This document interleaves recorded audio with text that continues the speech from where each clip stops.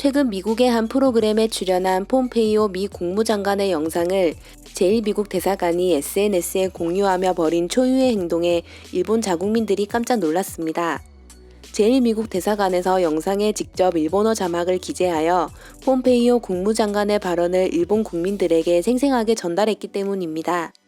이를 본 일본 자국민들은 미국 대사관이 SNS를 통해 직접 미국 국무장관의 발언을 소개한 것은 미국이 일본 언론을 믿지 않는 반증이라고 주장하고 있습니다. 최근 몇 년간 일본 자국민들은 일본의 언론을 가혹하게 비난해 왔습니다. 일본의 안 좋은 상황이나 정치권의 부정적인 모습은 숨기고 정권의 이득이 되는 보도만 내보낸다는 이유 때문입니다.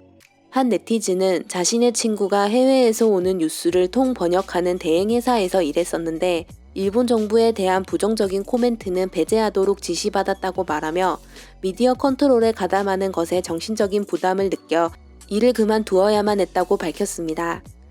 비판 기능을 상실한 언론 보도 때문에 일본 특유의 기자클럽 제도 역시 강한 비난을 받고 있습니다. 표면적으로는 정보 공개에 소극적인 의회나 관청에 정보 공개를 요구하는 역할을 수행하고 있다는 것이 기자클럽의 존재 이유이지만 아베 정권에 들어서면서부터 대형 언론사들과의 회식을 통해 짜고 치는 각본 보도가 많다고 지적받아 왔습니다. 공식적인 회견을 하더라도 기자클럽에 속한 기자가 아니면 질문조차 허용되지 않았죠. 그건 외국인 기자도 마찬가지입니다. 뉴욕타임즈는 이미 지난 7월 홍콩 오피스를 이전하는 과정에서 일본의 기자클럽 문화는 때로 독재 정권 같아 자유로운 언론 보도가 불가능하다고 밝힌 바 있습니다. 결국 일본 정권의 입맛대로 활동하는 기자들과 언론사 때문에 일본의 언론 자체가 미적지근한 행위로 이어져 온 것입니다. 이에 일본 자국민들은 아베 정권이 들어선 이후 미디어 컨트롤에 의해 매체는 정권을 비판할 수 없게 되었습니다.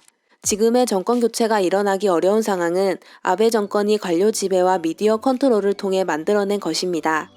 아베가 싫어하는 질문을 하는 기자는 기자회견장에 들어갈 수 없다. 미디어는 지금의 정치보다 일본의 어둠이라고 생각합니다. 마치 이웃나라의 언론이나 첩보원처럼 일합니다. 아베 독재가 왜 성공했냐면 미디어 컨트롤에 있습니다. 그래서 언론도 전범입니다. 전시와 같은 잘못을 반복한 것입니다. 일본의 저널리즘은 없습니다. 감시견이 아니라 거의 개밖에 없죠. 일본은 민주주의도 언론도 사이비입니다. 아베 정권의 부정을 추궁해 오지 않았던 대형 미디어를 비난해야 한다. 7년 8개월 사이에 일본 보도의 질은 한탄스러울 정도로 쇠락해 있다. 대기업 미디어의 간부와 정권과의 유착상의 무시무시함은 눈을 가릴 뿐 기자클럽의 장기에는 구역질이 난다. 이렇게 해서 국민은 자꾸 세뇌되어 간다. 국민은 정말 바보밖에 없다. 이 정당이 얼마나 많은 범죄를 저질렀고 국민을 우롱하며 삶과 생명을 위협했는가. 국민이 바보라서 나라가 좋아지지 않는다. 스스로 생각할 수 없게 되었군요. 거기에 다양성이나 개성을 존중하지 않는 일본의 노예의식, 권력자에 동조하는 개의 근성이 합해져 있다는 생각이 듭니다.